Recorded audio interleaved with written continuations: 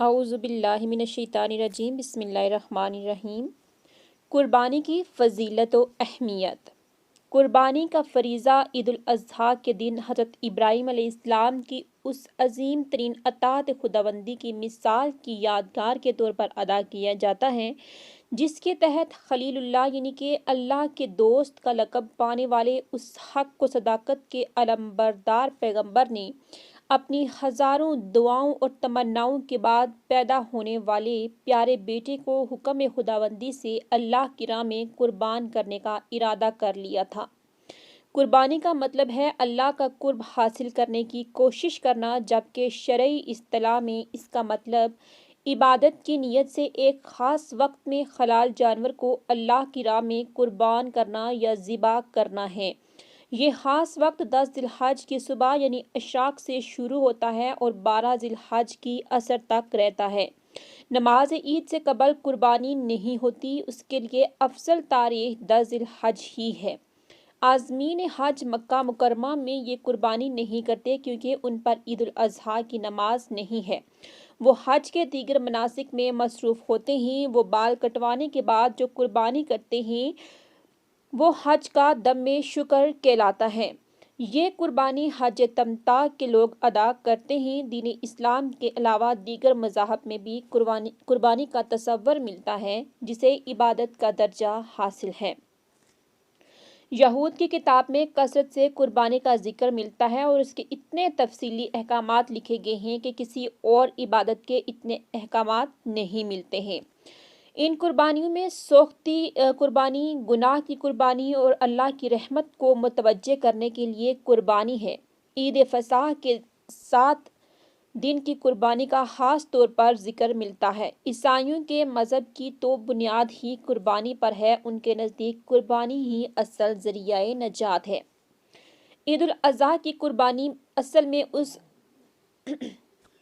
واقعہ عظیم کی یاد کو تازہ کرتی ہے جو حضرت ابراہیم علیہ السلام سے واقع ہوا، یعنی خواب میں فرزند عزیز حضرت اسماعیل علیہ السلام کو ذبح کرتے دیکھا تو سچ مچ انہیں قربانی کرنے پر آمادہ ہو گئے۔ ہماری مختلف مذہبی کتب میں حضرت ابراہیم علیہ السلام کے اس خواب کا ذکر آیا ہے جو قربانی سے متعلق ہے۔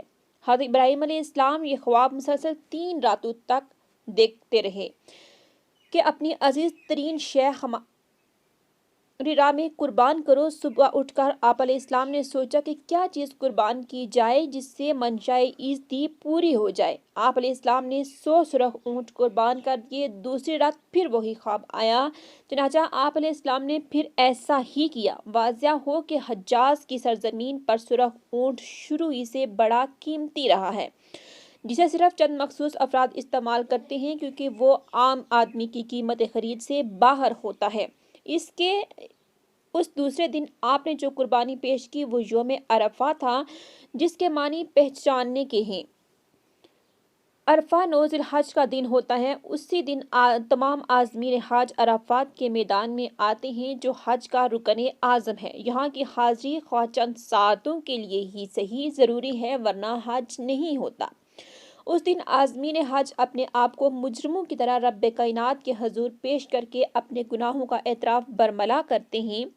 حضرت ابراہیم علیہ السلام نے چونکہ عرفہ والی رات کو بھی یہ خواب دیکھا تھا، اس لیے کہا جاتا ہے کہ آپ نے اپنے پہلے دن والے خواب کو پہچان لیا تھا کہ یہ وہی خواب ہے جو کل دیکھا تھا۔ اسی دن فجر کی نماز سے 13ویں کی عصر تک تکبیر تشریق ہر فرض نماز کے بعد خواتین و حضرات پر چاہے وہ مقیم ہو یا مسافر ایک مرتبہ پڑھنا واجب ہے۔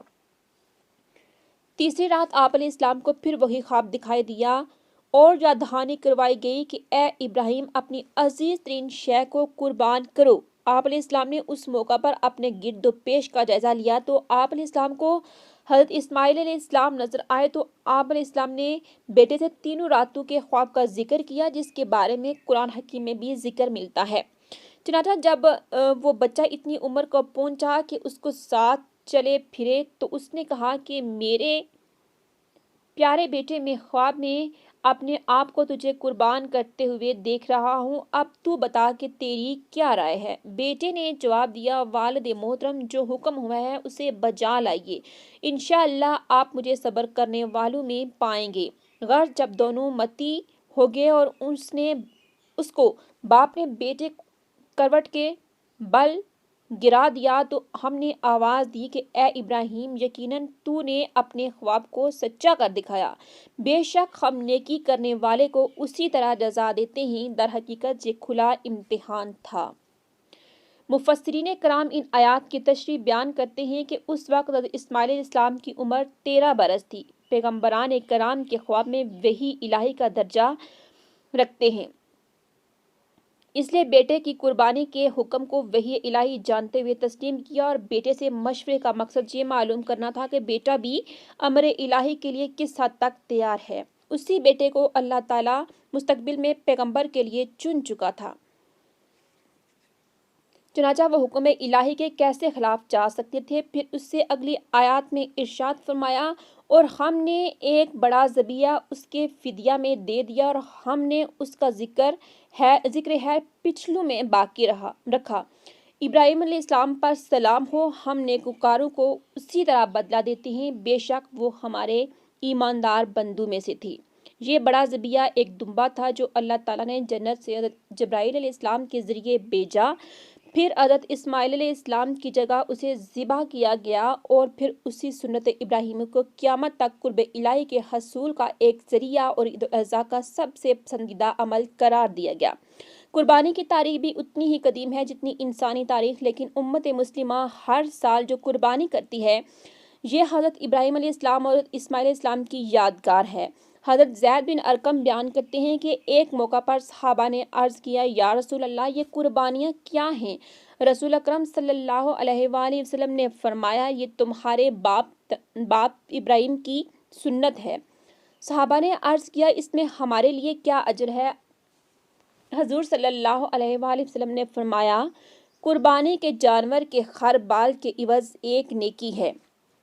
ایام قربانی میں قربانی ایک ایسی نیکی ہے جس کا کوئی اور بدل نہیں ہے۔ حضرت عائشہ صدیقہ سے روایت ہے کہ رسول اکرم صلی اللہ علیہ وآلہ وسلم نے فرمایا، قربانی 10 تا 12 ذی الحج میں انسان کا کوئی بھی عمل اللہ تعالیٰ کی بارگاہ میں قربانی کے جانور کا خون بہانے سے زیادہ محبوب نہیں ہے، اور قیامت کے روز قربانی کا یہ جانور اللہ تعالیٰ کی بارگاہ میں اپنے سینگوں، بالوں اور کھروں سمیت حاضر ہوگا، اور بلا شبہ قربانی کے جانور کا خون زمین پر گرنے سے پہلے اللہ تعالیٰ کی بارگاہ میں مرتبہ قبولیت پا لیتا ہے۔